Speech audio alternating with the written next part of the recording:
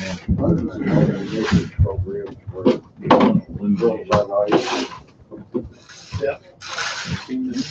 That was my building another.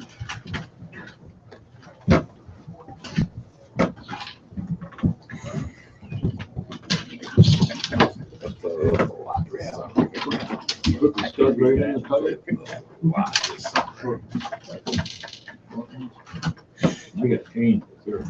One more time, we're back down.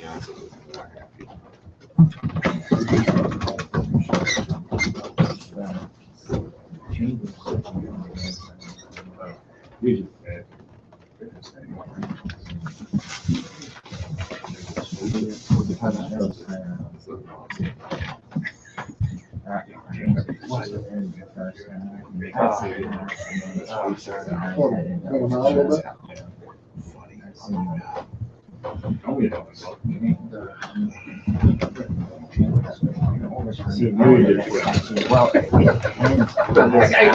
Just wasn't a jack.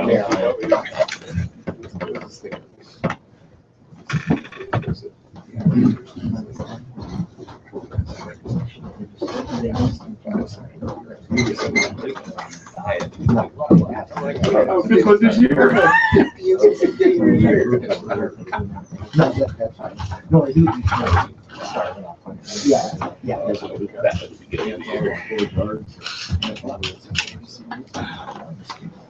All righty, folks. It's getting cold out, but Not cold enough, quick enough. not cold enough to ice fish. There's an app for your phone. You can ice fish on your phone now to help pass the time. Found myself doing that till 2 o'clock in the morning yesterday. Caught a whole bunch of fish, is great. How'd they taste? It's a big 13-inch perch, 14-inch perch on there. Did good. You haven't got to clean. Yeah, I didn't have to clean them or nothing. That was great. They don't taste as good though. No, but there's lots to think about when perch fishing, and I seem to think about perch fishing a lot, even while I'm sitting on my couch at 2 o'clock in the morning playing some silly game. But a lot of factors don't change about them as far as where they live. We read a lot about perch migrations and living deep and living shallow and cause a lot of confusion with guys, especially around here in Lake George. Like this lake I'm going to talk about because it's a great population. If I'm going to tell anybody to go start perch fishing for the first time, I'm going to tell them to go to Lake George. Plain and simple. It's a nice big lake. It's got a lot of fish, and the fish are not hard to find. A person that's completely blind could find fish on that lake as long as they're told what depth they're in. They'll catch a fish. And it's the great thing about this lake is it's not time sensitive. You know, so many times, and even myself growing up, you know, you're told, oh, you got to wake up early and get out fishing early and get out there first light. You can catch fish almost all day long at Lake George, whether it's first thing in the morning at first light and get that first couple hours, or you can 10, 11 o'clock in the morning, noontime, 1 o'clock, or 3, 4 right before dark, or anywhere in between. My preferred times is usually not until like 10:30 in the morning. I like to sleep in, make a nice big breakfast, and then eventually go out and hit the lake after everybody's coming off the lake saying they weren't catching fish. I go out and catch fish. But there's a reason why I catch fish. It's not because I'm just going at a different time than everybody else, and that's the time when the fish are biting. That's not the case, because I can catch fish out there all day, right up until dark. That's never been an issue. But it's about location and presentation. We always talk about, like in business or in life, everything's about location, location, location. Be successful. Well, different than fishing. There's a key area to fishing Lake George, and lots of guys fish the community areas. You drive by certain bays, certain parts of the lake, and you see a whole gaggle of guys there, and the new guy says, oh, that's got to be a place to go because everybody and their brother's there. On this lake, that's not always the case. A lot of the community areas are not the best spots to fish. That's just an area where, half of you in this room are out fishing and the other half of you haven't been there before. Well, look at all those guys out there. I'm gonna go poke around all that. It's not to say there's not fish there, because there are fish in these spots. But there's more numbers in other locations. A lot of guys spend a lot of time fishing about 22 to 26 feet. And they stay in the bays in that depth. And granted, you will catch fish. Some guys will catch big fish, but you're not going to catch a lot of numbers. Is numbers everything? No. But does it make the day a whole lot more fun? God, yes. Am I going to be content catching a perch every 5-10 minutes, or would I rather catch one every 2-3 minutes? I'd rather go out deep and catch one every 2-3 minutes. I've done a lot of camera work on this lake, and the lake bottom is very similar, whether you're in 22 to 24 feet, as well as 32 or maybe 30 to 34 feet. 32 feet is like a magic number to me. All of my best perch fishing spots on this lake have always been around 32 feet. The grass bottom that you see on the lake in that 22 out to about 34 to even 40 is all the same grass. It's really thin, stringy grass. If you were to drop down a treble hook and hit bottom, pull it up, it's like hairs, some really thin strands. It's all throughout the lake. What's different and deeper is, looking at the camera, there's a lot more shrimp and scuds in those deeper areas than there are in the shallower areas, giving more forage and more reason for the fish to be there. You get into shallower locations on the lake, the weeds change. You get more coonweed and more cabbage grass and more, in certain spots we haven't treated milfoil, more milfoil, and a little bit of sand grass. And when you get down into the maybe 10, 12 to 20 foot ranges, especially like in Warner Bay or Dunham's Bay or areas like that, when you get grasses like that, the food changes for the perch. It's no longer freshwater shrimp and scuds, and now it's more invertebrates like dobson fly larvae or caddisfly larvae, or small minnows or little crayfish that manage to find a rock or two to hide under. So they're going to be less likely to be in those shallower areas like that, because there's just not a lot of food there. They're going to spend a lot of time expending energy looking for food, as opposed to out in that 32-foot area where you don't have to look for food. It's, you plop your fins right on the grass right here, and you turn your head left, there's scuds. You turn your head right, there's scuds, whatever. The food is always there, and that's the reason why they're always there. There's some indications as to where to look. Like, I tell you the magical number, 32 feet. Are there some 32-foot depths that are more, can you grab me the map, please? That are more important than others? Lake Shores has lots of islands, lots of structures, lots of channels between islands, lots of really deep water, and these all have different migration areas. Some really large perch actually will sit out in 45 feet of water. I've caught them out 45 foot, just out the edge of the grass lines. But they come into these areas all in the same manner.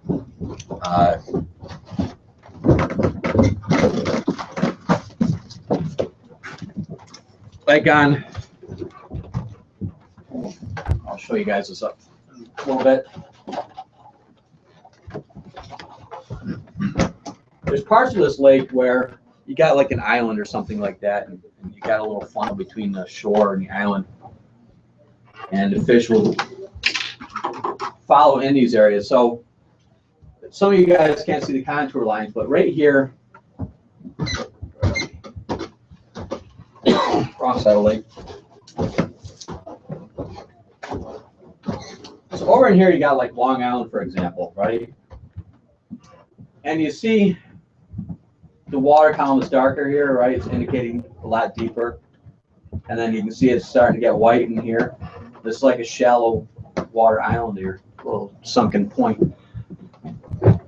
These little curved lines is where you want to follow. And as you see these areas, and you find that 32-foot depth in there, you stay right along that 32-foot line going up and down within this trough here. And that's where you're going to tend to find the fish to congregate. As the end of the winter comes, like they're going to be in that 32-foot water year round. But the larger fish within that group are going to push into the shallow area right around the third week of March.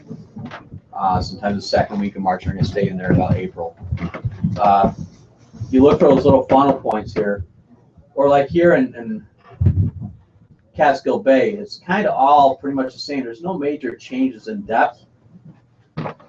But you see like right here where it says Catskill or Ripley Point, you see like a little curvature there where the water's starting to flatten out, the bottom's starting to flatten out of the deep water. You get like at the edge of that in a 32-foot line. And like up in here and Bolton Landing. You know, a lot of people will hang out down here along the left-hand side or down near the boat launch because it's close. Or they'll all go out here into where it's a little bit deeper. They're getting perch out here a little bit deeper, but everybody's walking past a really good number back here about 29, 30 feet. You get into little areas like that. So you're looking for these little contour changes, especially like up here around Log Bay. You can't see it on here. You'd have to see it on a blown up map. But Log Bay's got 2 islands in it. And also in, what the heck is it? Shoving Rock Bay over here. Hens and chickens. Right between those islands, you got these little funnel points. And, you know, if you look at like, you know, if you can just envision the bottom of the lake as a mountaintop, you know, so you see the island over here and you see the mainland over here. You kind of look, imagine yourself looking down a valley. Well, that's what the lake bottom does in those areas. And so you kind of look for that little valley area there and use your sonar and go left, right, or up and down within the channel to find that 32-foot range. It's a number that I've always gone to. It's a number that I always stick by and I swear by. It's a lot deeper than most people think, and you think, well, geez, it's crazy. You know, I don't need to go all the way out that deep when I can just stay shallow and fish shallow. But there's a reason why I do it. One, it's because of the numbers. 2, it's because the fish are always there, and I know they're always going to be there. They're never going to leave, other than the large ones will leave for migration. 3, most of the fish, you may catch a lot more fish, but on the whole, the average is a lot larger than they are in shallower. The little ones, you know, those little 4 inchers, 5 inchers, or 6 inchers that everybody gets annoyed with, they're in shallow. They stay in the daycare center. They're afraid of the deep, so they all stay shallow. The bigger ones, the 3/4 pound to a pound ones, they like to stay out deep. They stay away from them. Well, the juveniles, the 9s and 10s, they stay out there as well. You know, they're pushing 2 years old. They're really getting into maturity throughout the deeper water. But the larger ones, more times than not, are always going to be in that deeper water. You will find big ones in some shallow water year-round. Problem with that is you got to weed through a lot more small fish to get those couple really big fish. Guys that fish tip-offs, yeah, they're going to catch some big ones because inherently you're going to catch bigger perch on tip-offs because the little things can't take down a 4-inch minnow, whereas a 3/4 pound perch can't without any hesitation at all. So that's why I go to the deeper water. It's something that's taken me not a lot of years, but it took me a few years to learn of why to go that deep, and through watching cameras and checking out what the fish are eating and seeing the activity within the weeds, it was quickly for me to realize why they're out there and why I need to be out there. And just the truth of numbers, and I've never been gone, period. I've never gone a day without having the ability to catch my limit out in those deep areas where some shallow areas I had to work on. Perch fishing for me is fun, but at the same time, certain days it's about putting food on the table. And my kids love to eat fish, and if they want dad to bring home perch, dad's got to go home and bring home perch. And that's where I'm going to go, is go up those deeper spots. Lots of guys have done, like, you know, Lake Shore has been known, and it's become less and less popular about doing the double and triple rig. 15, 18 years ago, using 2, 3 lures and having doubles and triples of fish catching definitely did occur. I had great successes with that, catching 2, 3 fish a shot. It was like a big spoon on the bottom and putting on a couple of black ice flies or green ice flies, and I think even they tie red ones now. That was great, but that's before many of us had sonars. We were just using those spoons as a means to search for the fish, and the fish were hitting the flies on top. Now they're using sonar, which if you're not using a flasher now, meet up with one of us on the ice just one day for 5 minutes. You're not catching fish. You'll probably be down here on your way home from work, or on your way home from the lake, and you'll be on your way home to explain it to your wife or your significant other why you just made this big purchase. I know because I've met many guys on the ice, and then lo and behold, I stopped here on my way back home, and I see them here buying a flasher, and I couldn't see them on the ice, thinking that why happened when they got home, they bring the flasher. But it helps increase your success. So the guys all started out using those bigger things, and even myself, I would do the triple rig, I would do the spoons for a period of like 3, maybe 4 years. We call around 99 to maybe 2004. The forage minnows, northern forage minnows, were really popular, and a lot of guys were having great success catching perch on them, and really doing well. And even myself, I was catching perch on them extremely well. Sometimes to the point where I'd even snag the darn things at 30 feet. But after about 2005, 2006, the fish stopped being as aggressive on them. They started becoming a little more sensitive to smaller items, and so I was downgrading the size of my spoons. And then when I first got my hands on tungsten, or the jigs, even before the predecessor of tungsten, there's another jig looked just similar to these little ones made by BMC. These little tubby jigs, there's another company made them out of a lead-based product. I started using those smaller ones, and I was amazed at how quickly I was catching more fish using a smaller lure. The lead-based ones were a lot larger than what we have today, and at that time I realized that, because I'm a fly fisherman, I realized that small bait, small line. You gotta match your line, and you gotta match your rod to what you're doing. And so I started going to using this rod after meeting the manufacturer. I went to using this rod, using really small line, and getting great success. And then as tungsten came along, I could go even smaller. Now, the reason for, I'm not sure the reason for the change in the fish's behavior, because you still can go out and catch perch on the Northlands, but it could have been the fact that they were just getting so much exposure to them, and it was time to make a change and change of what they're used to seeing. Because for how many years did they say Swedish pimples? Then when the next greatest spoon came along, the Swedish pimple became less used, and then we went to a different kind of spoon. That's the new thing on the market, or Swedish pimple, and then they had the little red flicker tails on the Swedish pimple, and they had stripes on the Swedish pimples. So a little change in the Swedish pimple, guys would change, and fishing pressure would get different because they used to get so used to the old stuff. Well, they started getting sick and tired of seeing the spoons, so we started going with stuff here. Now, the problem a lot of guys are having is you get so stuck in that spoon mentality that you need to have a heavier rod and heavier line. Well, I'm going to change lures, so now I'm just going to put on a different lure, my same rod, my same line. Well, that's not the case, because you got to match your rod to what you're using for a lure. If your rod tip is not flexing to the weight of the lure, your rod is too heavy. So if you were using a rod that you use for a spoon, which was a light action rod, you had to have a really sensitive hand to be able to feel the bite, because you weren't seeing on top of the rod, especially on a negative bite where you're just lifting up the lure. And so I began using this rod here, this exact 24-inch meat stick rod with a nice little flimsy tip on it. And it would flex to a slice of movement in this lure.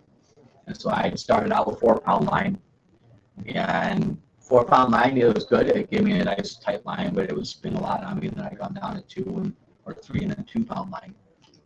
as I got my line size smaller, my lure smaller, my rod even lighter, I began catching more and more fish.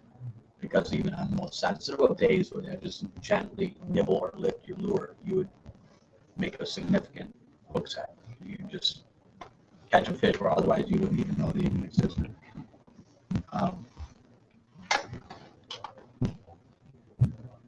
Lure off like that. So that's kind of the reason for the making the switch and change the lures. I think I talked to somebody earlier about, you know, how light of a lure to go to and how you feel it. How many of you guys in here use sonar or flash or expo? Very sharp right now. So people would, you know, ask as well, how do I use such a light lure and not feel it on my rod? Well, now you're using a sonar. This little guy shows up. You know, you just adjust the gain on your sonar and you watch that little thing drop down. A good starting point for every day fishing on the lake is that exact size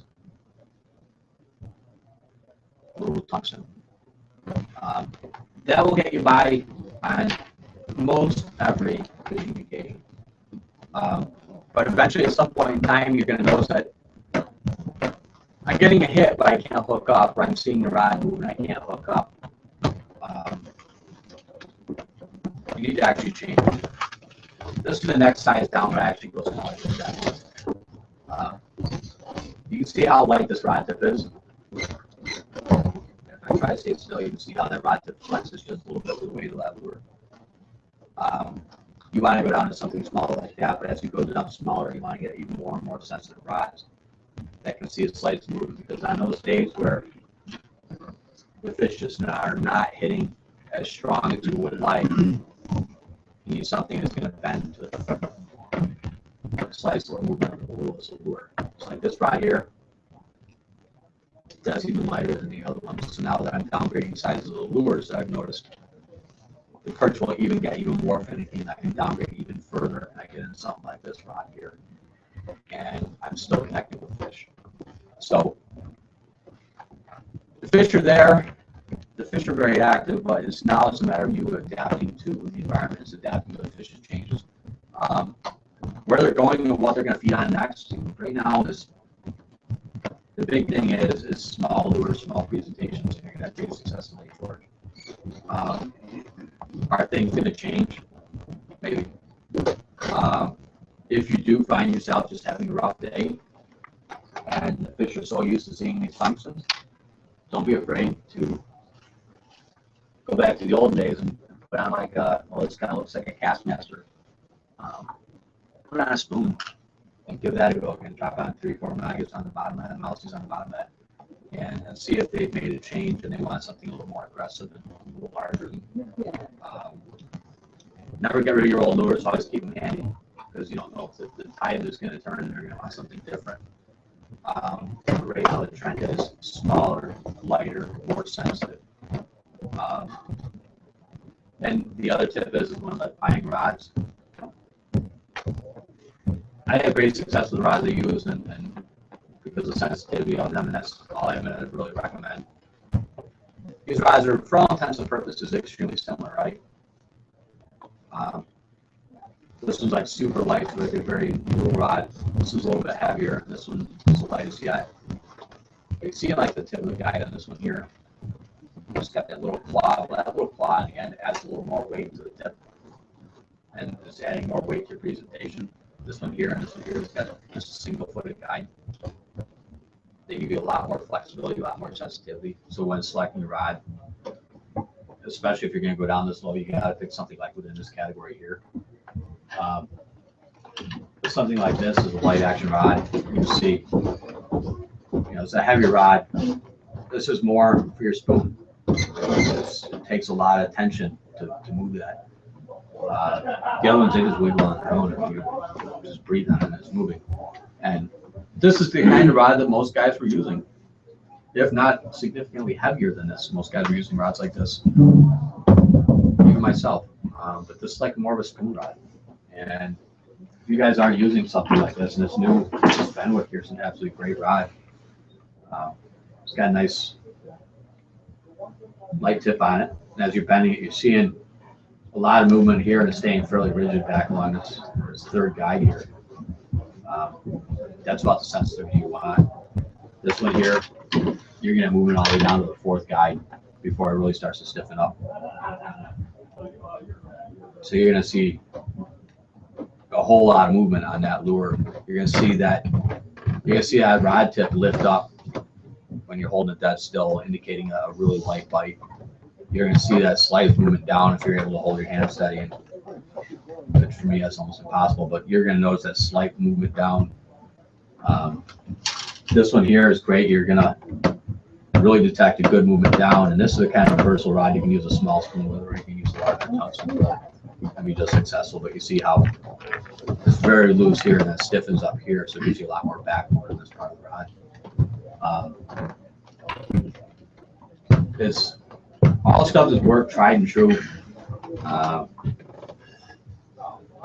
So far, seeing guys out there on the ice and seeing their successes goes to show that, using these smaller tungstens, these smaller rods, being more mobile is being more successful.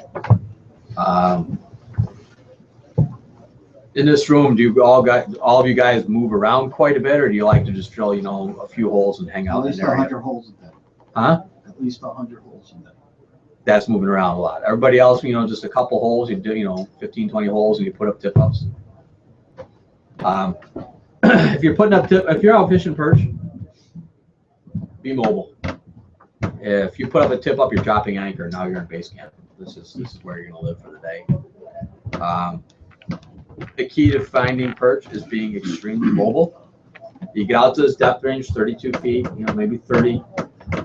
And what I do is I have like 3 waypoints I go to, plus a few others. I will drill a series of holes in the area where I want to start fishing, and I'll start with maybe 10, 15 holes. And I'll just take my sonar and I will go just drop it in the hole and keep going and going and going through all 10 holes without even a fishing pole in my hand. And what I'm doing is I'm looking for not just that little flicker on the bottom indicating there's a fish on bottom. Okay, whoop-de-doo, there's a fish on bottom. I'm looking for a fish 2, 3, 4 feet off bottom, even 5 feet off bottom, indicating multiple fish below that hole. So in that 15 holes, let's say I find 2 holes that got like a little bottom.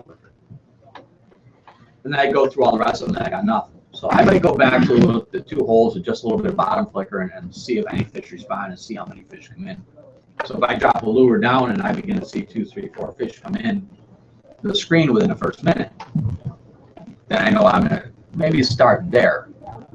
But if I don't see any flicker on the screen at all in any of the holes, I don't even check. I don't even drop a line, don't even let the line, don't even think about letting the line. Any of those holes. It's just straight up time to move and go looking at another spot. If you see fish actively down there, you see multiple fish, 3, 4, 5 feet off bottom, that's your starting point. That's where you know you can start working. It sounds crazy to just drill holes and work like that, but if they're not there, they're not there. If I drill 20 holes in the lake, I'm going to find at least one that has multiple fish. So I just got rid of 19 holes that are totally dead waste of my time to fish, and I'm not going to sit and waste 2 or 3 minutes. Not that it's wasted time, because we are fishing after all. We're not home doing chores. But I'm not going to sit in those holes and try and lure a fish in when I can find that one hole that's got multiple fish in, and I'm going to work on that. But it's doing that that helps you learn the area a little bit better than others. You're able to find areas where they're going to be more frequently, and then you're just going to start to chart the way they move in the area. You might see like this long vein in the lake where, all right, well, I drill this hole set along here, and I got a whole bunch of fish. But towards shore this way, towards shore that way, I got less and less. So maybe like a contour line, and maybe there's a food right down there. You can find things like that. You can make a mental GPS that spot. You're going to move back there. You got always find fish. But you just got to look for active fish. If you're not using your sonar like that, it's a very difficult thing. Catching perch on tip ups is fun. So you catch a few big fish, but if I was to fish for perch and I was to use a tip up, and I'm sitting on a hole that has like 5, 6 fish in it, and I have to go run to a flag, I'm leaving fish to maybe go catch fish. There's an old adage my grandfather told me, and many grandfathers told other people, it's never leave fish to find fish.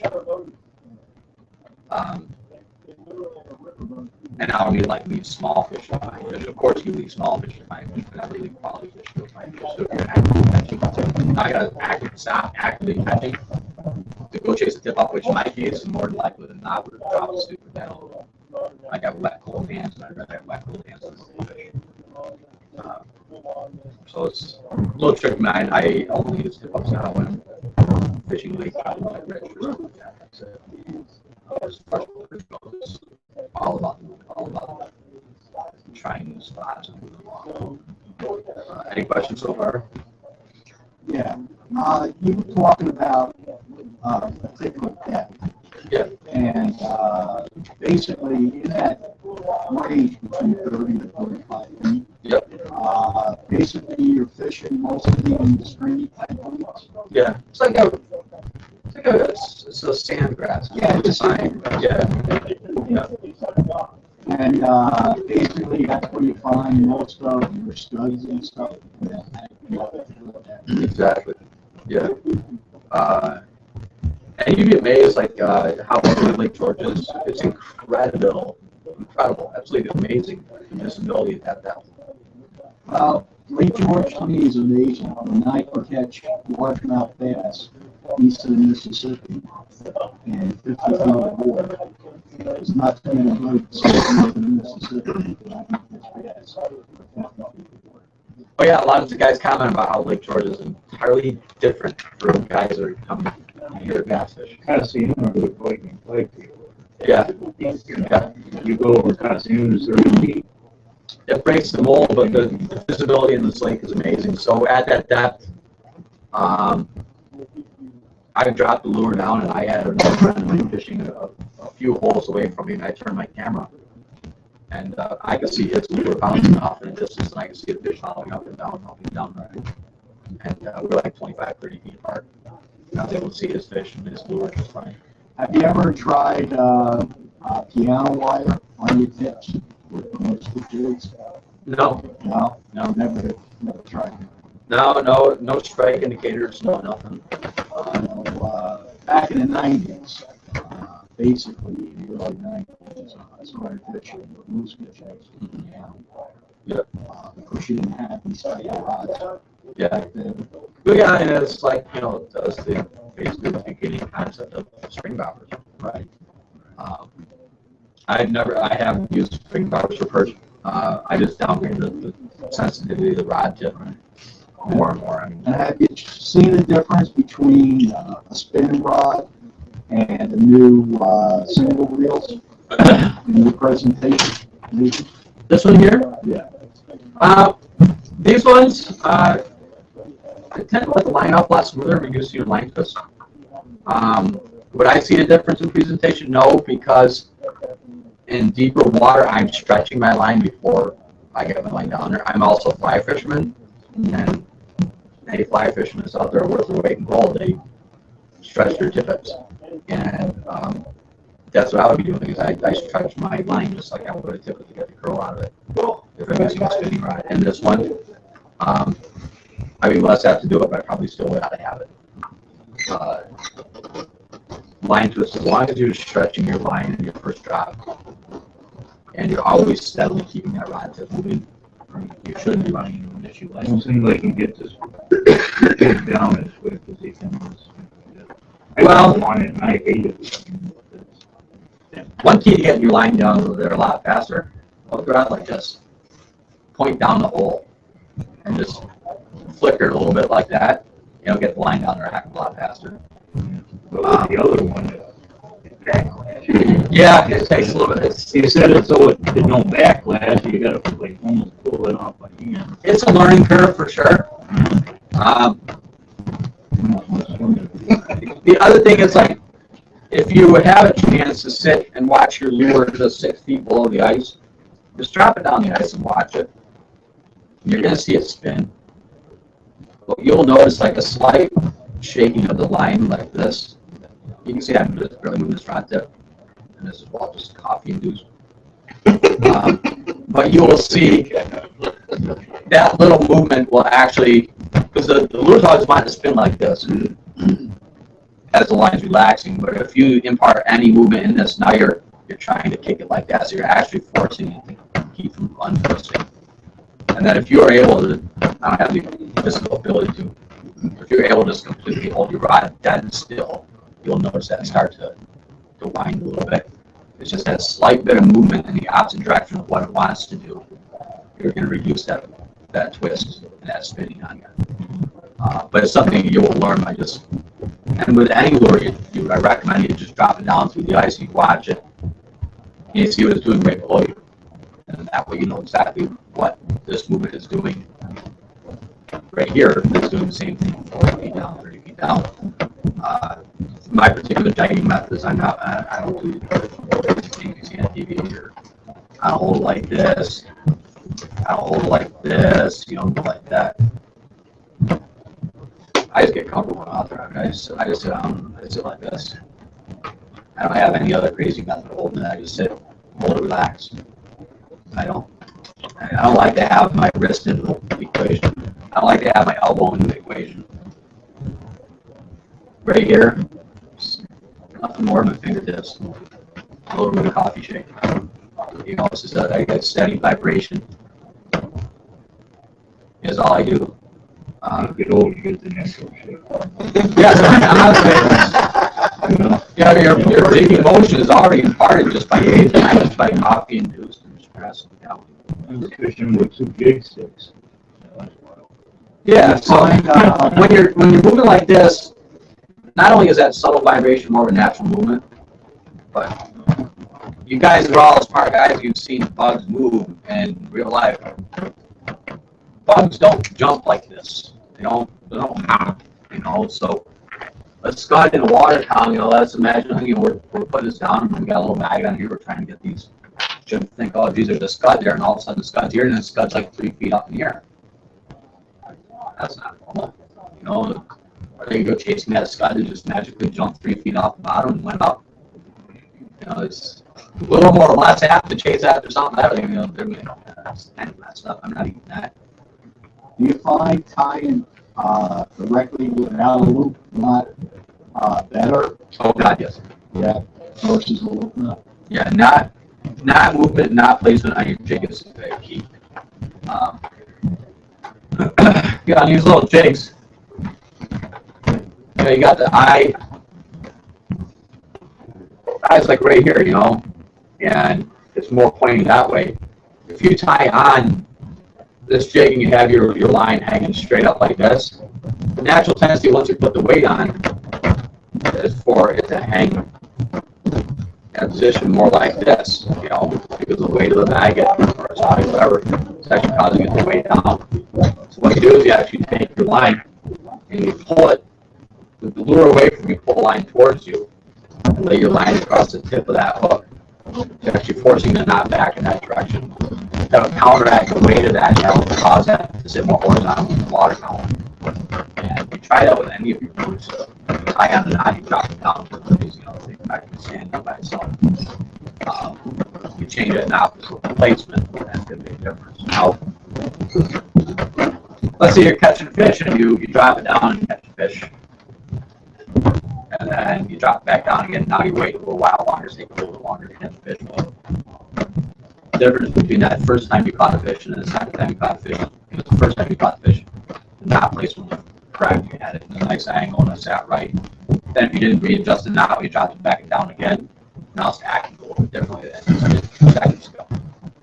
Always be cognizant and aware of your knot. And if you get a hit and you miss a fish and all of a sudden you're not getting hit, and you're waiting while you're not getting hit. First and foremost, check the bait. The second one, maybe it's just that slight movement of the knot causes the lure to act in a different manner.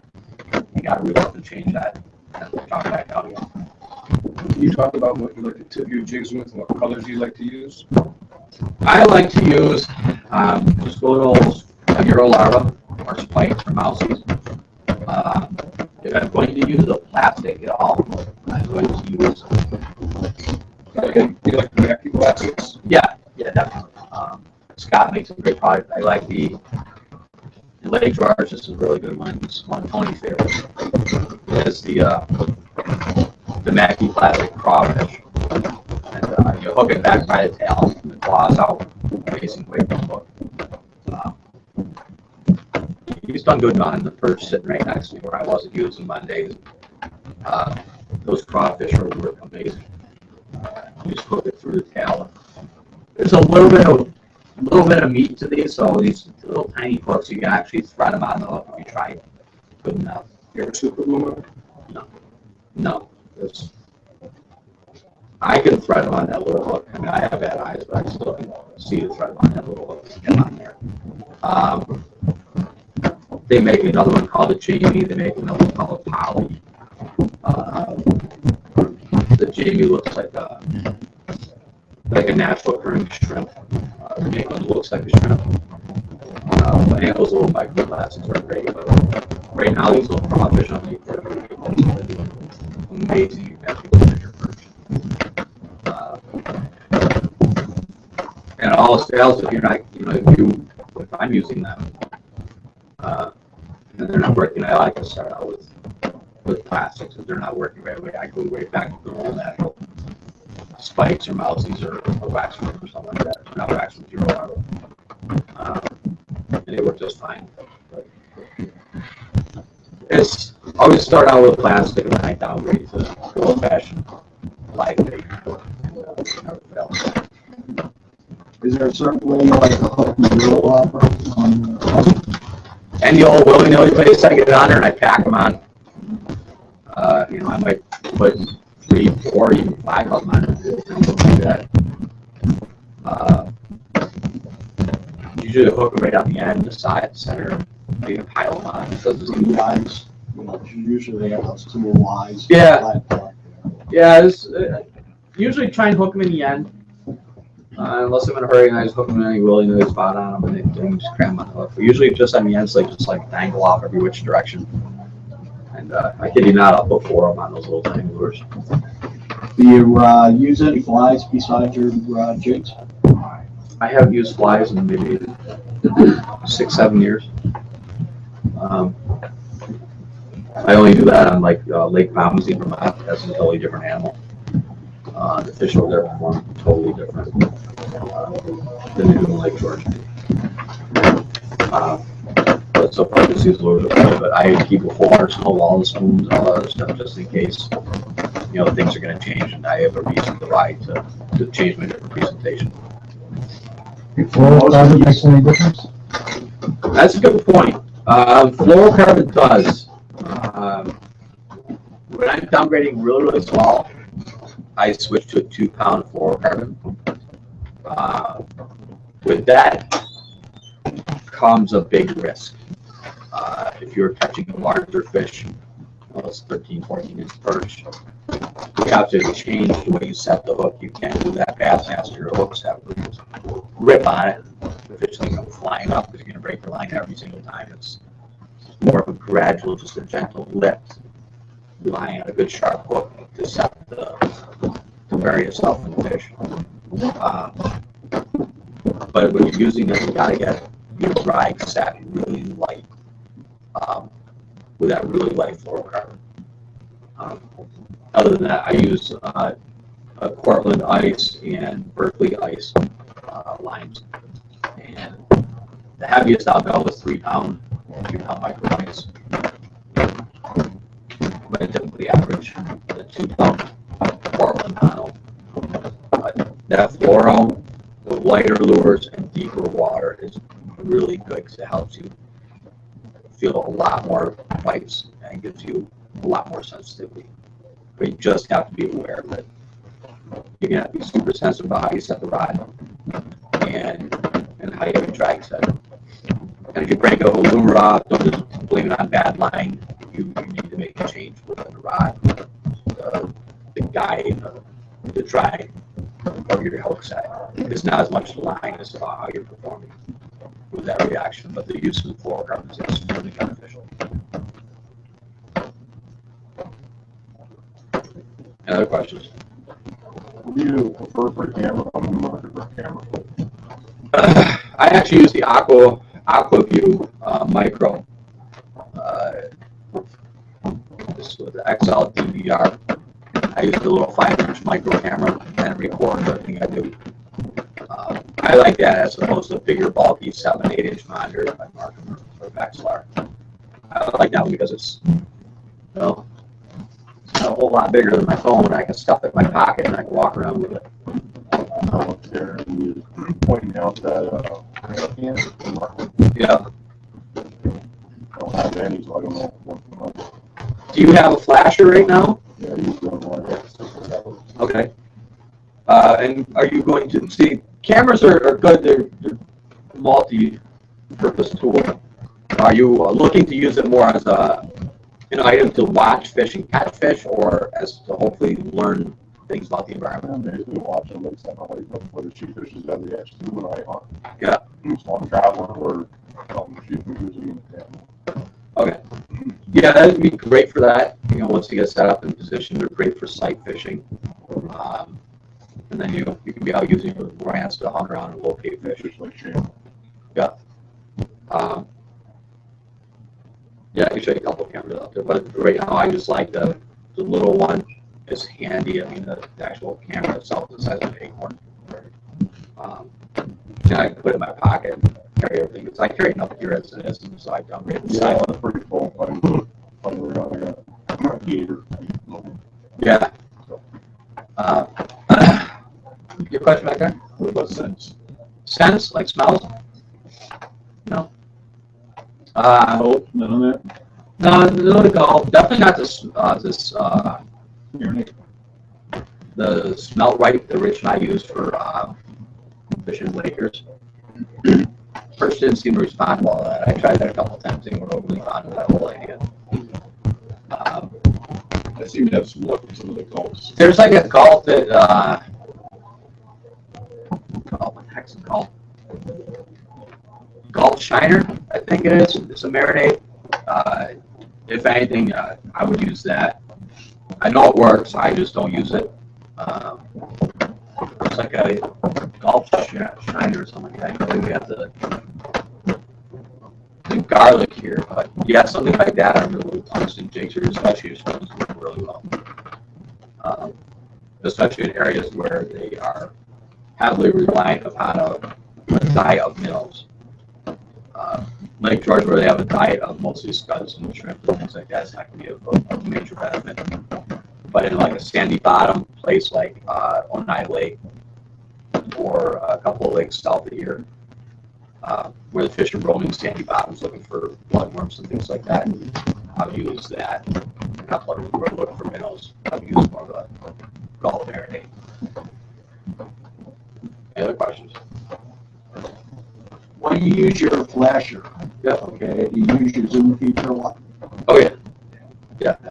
And the more you think, the more active the fish are, the higher they should go at the bottom. Or Yeah. Typically speaking, on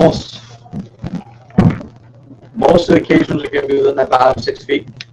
There are going to be freaky days where they're up about 8 feet off bottom. And this is on Lake George, mind you.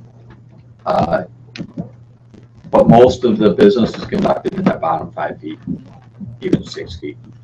And when you're dropping your lure down and you see fish active in like 2 to 3 feet off the bottom, don't just fire your lure down and watch it go zoom and then switch over to the other side and go right straight into where the fish are. Once you get about 8 feet off bottom, start to slowly lower it down into there and drop it right into the wheelhouses. You know what? Quite a few times they'll actually come right up to 6 to 8 feet off bottom and hit that lure. Because the last thing you want to do is just, you see them down there on bottom, you just rock it right down to them. And they're like, what was that? They get stopped, and you reel up, and then now see this thing come back up again. Nathan, have you found that, using that method, basically it smooths the perch less, the fish as high as you can, to get the fish to come up, versus going through the school, it smooths the perch a lot less. No, because I can lower a lure down to the school of fish without any issue at all, without staring at them. I like to work higher just because I like to go for the most active ones. The most active ones are the ones that are highest. Now, however, if I'm catching a lot more active, if I'm catching a lot of fish up high, and I still know and I still see there's bigger, or there's other marks down low, and I'm noticing all those higher fish are all smaller, I will intentionally drop all the way to the bottom of them and go down, because the odds are better than not there's some of the bigger fish sitting below all those young bucks that are out chasing around trying to get the bait. And so I'll slide down through all those fish to get to those ones that are laying just down inside the weeds.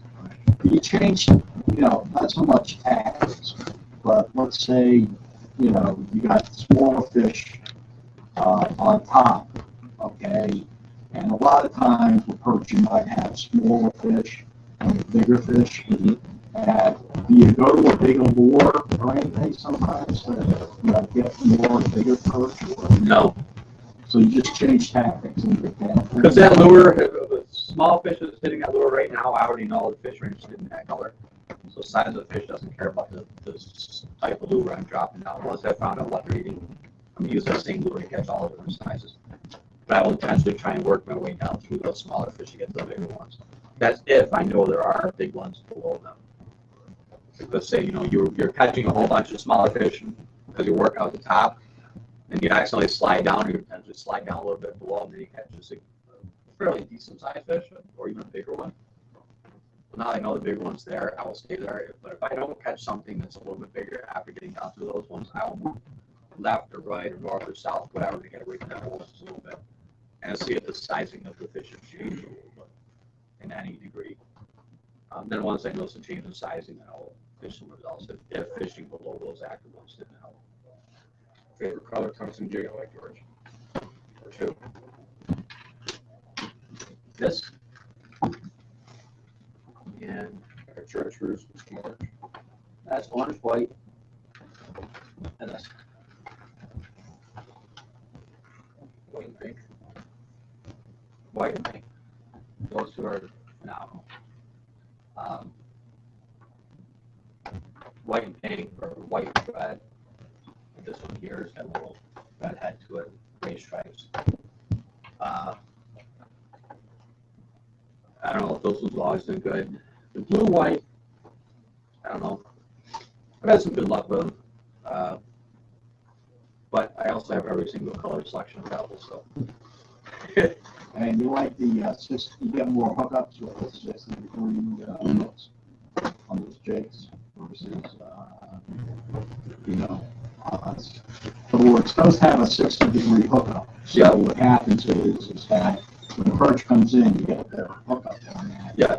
Versus going in with a straight type of jig. Yes. Yeah, I get a lot more hookups as a result of that and the shape of the hooks on those. These are the particular brands I use. These are the sizes I use. They work. They have put thousands of fish on the ice and many back under the ice. They put a lot over here. They're all good colors. They all work wonderful, but those particular ones I picked out work really good. And if you buy the pink white ones, you have to take them up to Tony and you purchase like a 5-6 pack or something from him. He's going to know why. I mean, I usually compete to see who buys them all out before the other one. And do you catch anything like, in deeper water out past the weeds? I don't even bother going. Because the weeds is where the shrimp is. I don't even bother to go beyond that, especially in Lake George. In other bodies of water I will, because it just depends on what the food base is. If there's minerals or something, I will go outside the weeds and look for roaming packs of minerals and schools of perch for them. You're going to be pleasantly surprised. This is on Jordan, but right on Champlain. Yeah. So at Champlain, right at the edge of the weed line, Champlain's kind of funny.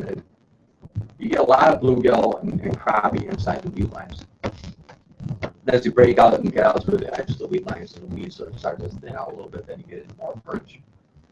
The perch like the hawk run the weed lines in Champlain, especially in like Dillenbach Bay, Larrabee's one, a couple of ones. And the bluegills and the crappie, they stage in as the weeds get bigger. about Saratoga? Never even had a chance to go down there. Lots of opportunities, I just never go because I just remember back from the college days, I was more of a drinking lake, and I had more success drinking than I did fishing. And somehow that managed to stick in my head after all these years, 20-something years later, and I still remember that. I talk to everybody about fishing Lake George, not only because of the fact I know it so well, but just because it's a place where I've taken people to teach them how to ice fish, or I talk to people here about ice fishing. They've gone out there and applied what I talk about, and they've been really, really successful. And so most of my knowledge, most of my speaking is strictly about that because I want people to go out and catch fish, and not only do I want them to catch fish, I want them to catch a lot of fish. And that's why I talk about that lake so frequently. Any good fisherman can go catch fish in any old body of water if he puts his time and effort. But everybody can go on Lake George and catch perch if you go to the right spot and you use the right lures and use the right rods. And that's my whole premise about getting people out there. And when you were talking about 32 feet and you were talking about contour lines, do you notice more on an inside cut or an outside cut? Or Inside cut. Always on an inside turn. Outside, not so much, unless you get up on top of the turn. It's always an inside turn. There's not a lot of edges where they like to go along, like a long 30-foot run along the side of a shoreline. Like up in the air, there's some good 30-foot water way up here in Northwest Bay. But what you don't see on this map that you see on like a navionics chart is there are little tiny inside turns all along the shoreline. It's a straight shoreline looking at it from your eye. But what you don't see below is there's bunches of little inside turns. It looks like somebody went up along the sideline with a little sawtooth and just started cutting into the mountain. A lot of those little inside turns up that shoreline are really productive. And you see more scuds and stuff on those inside cuts. Yeah. This downsides I don't see as much success and haven't had much success. I don't even bother mentioning it. It's always the inside turns that do the best. In my spot I found it 18 years ago and I haven't left it. I have fished a good chunk of the lake, but when it's me time and just me alone, I go out to that one spot and they're always still there. And like maybe a handful of people know where I hide. Any other questions? No? Well, let's hope for ice. I'll tell you. I'll have to die before. Well, the big thing is access on this lake. Where can you get access? If somebody's 32-foot spot, like a nice spot, are you walking a mile, 2 miles? I don't own a wheeler. And I have a bad heart. Everything I go to, I walk to. So all my fishing spots are easily accessible. My one spot, yes, it's not my spot. But the one part of the lake where I just go to just be me is, spot. Yes, it won't give up that information. But I will tell anybody, any other spot on the body of water that is really comparable to that because I want people to have success. I know other people do fish in my spot. Like 18 years ago, it's like being one other older guy out there, and now I've introduced 5 people I think I've taken there in 18 years. But I've seen a few more people finding it and catching fish out there. And in one visit, I saw some husband and wife out there fishing, and the guy was using a pound rod. Give him credit for that. And I'm like, man, they're right on my numbers. Lucky them. And the guy's like, oh yeah, we're having a good morning. We're catching fish. And I know. So I went and I checked my other numbers nearby, and the fish weren't nearby. So I went over to him and I graciously asked, you guys mind if I fish right here? I'm like, you're on a really good spot. And the guy said, yeah. He's like, yeah, I'm doing really good catching fish. Said, no, I'm telling you, you're on a really good spot. Show me. Yes. So I've had this number for 18 years. You're on an amazing spot. And this starts to me. He said, well, we're going to use a flasher. He's hand lining. No, what's that? So I give him a backside, put it in his hole. You see that line, and that's your lure, that's the fish. Okay, so you see that line moving, that one's it, okay. Once those two meet each other, get ready. Hang on. Fish. Right. And my fishing pole is here. Use my fishing pole. Drop that down. Okay, do this. Do that. Boom, a bump, a bump, a bump. 20 fish later. So you mind if I fish around here? No, man, this is great. But I will, I love teaching people, and after that day, him and his wife have caught me out there a couple of times, so we passed each other out there a couple of times. One day he was driving by, headed down to Lake George Village to get some of the stewards. He comes driving by, says hi, like, oh, I was just wondering how you're doing. He said, well, I just want to let you know, me and my wife went out and bought a flasher. But we also bought an iron auger. He says, thank you for that. It's a good thing it's a mutual Valentine's gift to each other. And Back 20 miles down the road and said, shit, I carry a spare now. I carry two flashers, one to use and one to spare. And so he said after that, and his wife were thrilled. They have never had better successes in their entire fishing lives, and they're like 48, 49 years old. That's the best Valentine's gift they've ever bought each other. And so that day, I'm walking back toward he said he's going to come back and see me on the way through and bring me a coffee. So the other fish will be up. I'm right back to shore. Yep. After shore, we got. So maybe my spot, but it's not a little spot. I sure found or something on it. I would gladly tell you anyways. I'm like, I actually have a book that I would bring me that has waypoints that I've given out to people over the years. Not just body water. I was taking hours and hours studying this entirely. Not waypoints I give away to the public. And there's just some really good spots. So what do you say we all either download the app or we actually wait for ice? Go fishing. The app's a lot of fun. Wait for ice.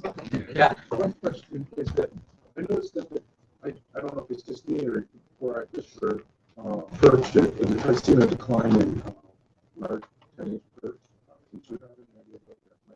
What body of water is this on? Decline in perch. How deep? Large 10-inch perch. How deep are they?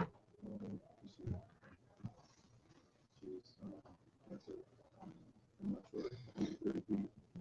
Over by, let me see, by Rogers Rock or really further up. There was a year class not too long ago that had some problems, I noticed. You may have seen a drop as a result of that. But the last year or two, I've seen an increase in the 13s, 14s, 15 inches. No, we were out fishing. Yeah. You gotta go deeper. Need to go Yeah. with you. Were you guys fishing? Yeah. We're fishing on one out Yeah. east side, East side? In Harris?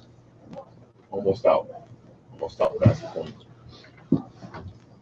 Left side, right side? Right in here. We're probably 25 feet. Near that hump? Yeah. You're in the wrong spot. You You guys fish with a machine? No? We walk out there. You walk out? Like Florida? Usually.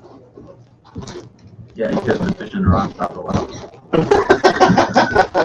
You catch fish. I've seen you. You guys leave by 10:30, 11 o'clock? Usually by then. Yeah, I've seen you. You're in the wrong spot. The left a little bit. Nathan, is there much Go left and then more into the bay. You're close to no. Catch a lot of bluegill? No. Yeah. A whole lot. You say into the bed in Harris? Yeah. So back towards the center point. Yeah. So you're talking back in here. He's going over. Just go left in. I know where you guys fish. I've seen your chances. You're from you. Let this Trust me, I know how many people fish Shark there. in Shark Lake, okay. We're talking specific spots, but that's part of the second one. It seemed like it totally collapsed. I know guys that used to fish that, we used to go up there and limit out right away, off out in there. Last year, there were few and far between, and there were drinks all More towards the end of the island? south, right in front of the side. We know these big yellow houses on that little island there. Oh, you're on the south side of the island. Oh, back. Over in And Huddle. Oh, it used to be awesome. It used to be awesome, but Huddle is actually better if you take the journey and go out the dome. I walked the dome last year. I fished all up and down on the west side of the dome.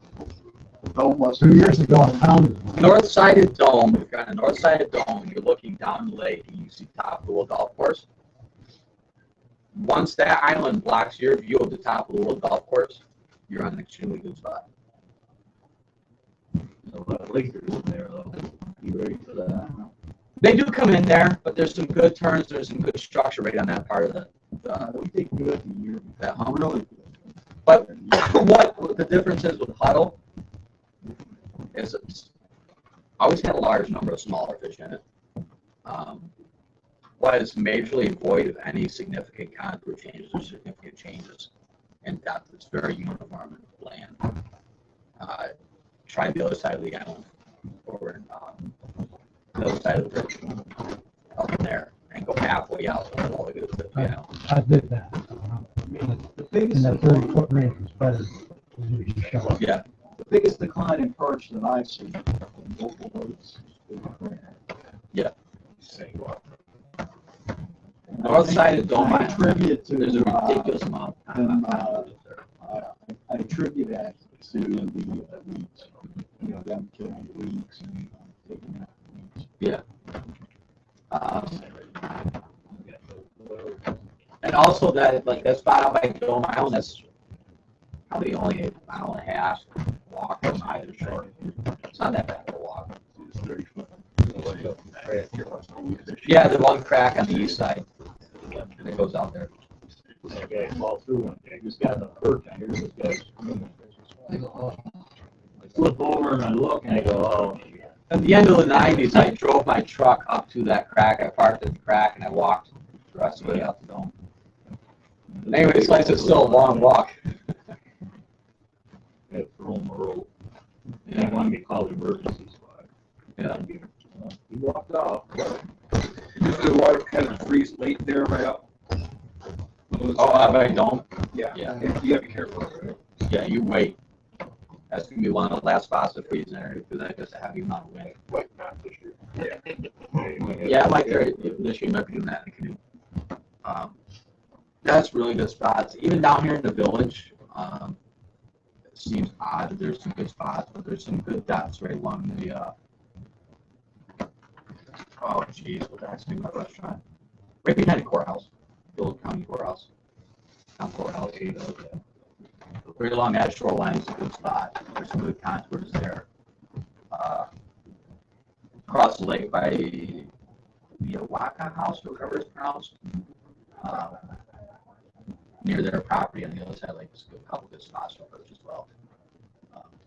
If you go alongside of there, there's laker spots. That entire shoreline, you got wheelers all along Northwest Bay, it's good. The right-hand shoreline, left-hand, I'm not so sure about. But if you got wheelers and snowmobiles and you got the gumption and courage to go up into the narrows, there's some good spots in there, but I'm not going to tell anybody where the spots are up in there because it's just too unpredictable ice. Dunham's Bay. You got the tip of Dunham's left-hand side. It kind of wraps around and drops smoothly out into the middle of the bay right there. There's a nice inside turn. The tip of Dunham's. Right-hand side of Dunham's where Assembly Point bottlenecks. You can see across Assembly Point by what's his name's house. That's another good spot on that side. That north of Dome, I noticed the last couple of years, the grass has really deteriorated. Yeah. So like immediately north, like just, a few yards north of Dome. Yeah. There's a lot of nice pike right there as well. I mean, it's really, used to be some pretty nice, real thick, deep grass. Right. And, with some good rocks that came up into about 13 feet of water. Right. And that's, all that grass now is not thick. I even threw a camera down there to take a look the way it used to be and what it is now. Yeah. And it's probably only about a quarter of the grass that used to be there. Huh. Throw a mass down there for Well, one spot north of Dome is mats, but not as much as like over in Hollow Bay, where they throw little mats. But the one spot that I particularly like to go out there, and you can't get out there a lot until it really freezes because of the wind, and so you might have 20 inches of ice, and then all of a sudden you're going to get out into that current out there. And there's only 6 inches of ice out in the current. So for some reason, the grass, I don't know why, but has really deteriorated. Could be because of the currents. Could be some other environmental factors, about the treating. I don't know. That's a spot that I know would be good. Any other parts on the lake you guys got questions about? I'll tell you about it. Now, the only thing I want to do is I could push in with the new type of bubblers. These new jet bubblers that they have, with turbo jet bubblers. Yes. I've been trying to get the state out of those things.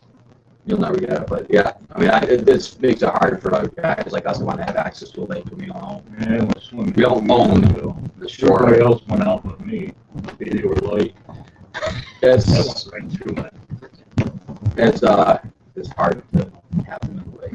Now, there's millionaires that own properties. Well, going out the Dome, if you go out off the beach road, basically you got to now put one of them jet bubblers in. Yeah. And I mean, it's like super dangerous because what happens is that his property line stops, and then all of a sudden, it's got a shooting coming down towards the beach there and out. Yeah. And it's good safe ice, and you'll hit a spot, and especially last year it broke up. You'll hit a spot there, and all of a sudden, there's no more ice. There's definitely no more ice there. Well, it is what it is. I know we can't change it, but maybe someday somebody will. It makes it hard for all of us. It's one thing causing the lake to raise in temperature. Open it up. Yes and no. No, it's weird. Yeah. They're just they don't want nobody on the lake. Right. Well, what I'm saying is So- that the jet bubblers don't really help protect your piers any better than a regular bubble. Because once the ice breaks up, depending on which way the wind's blowing. Well, trust me, I've seen the lake go mobile. Once it breaks loose at shore. Yeah, go there. Any other parts of the lake we got questions about? I hope I answered some questions about you guys' spot. I know this lake pretty well, and all people have to do is give me a little bit of You information. talk I can about figure the out what northern it is. part, but I mean, over in Hay. I focus solely on the southern end. I focus on this end because of the access and because of the successes people have down there. So you don't go out to the Perch and Branch. No, but I talk all about the southern base. It's just about giving people the most access to convenient fishing. I'll catch you guys out there. Yeah, thank you. I'll be guy hitchhiking out there. Say hi. I'm gonna go with you. One day I Hey, Nathan, how do you handle the wind when you're jigging? I sit in a shelter. Thanks a lot. Yeah, good seeing you. You too. Have you seen the girls? No, I haven't. Yeah? Wonder how they've been doing. I don't know. I'm glad to hear from you. You were right into it there.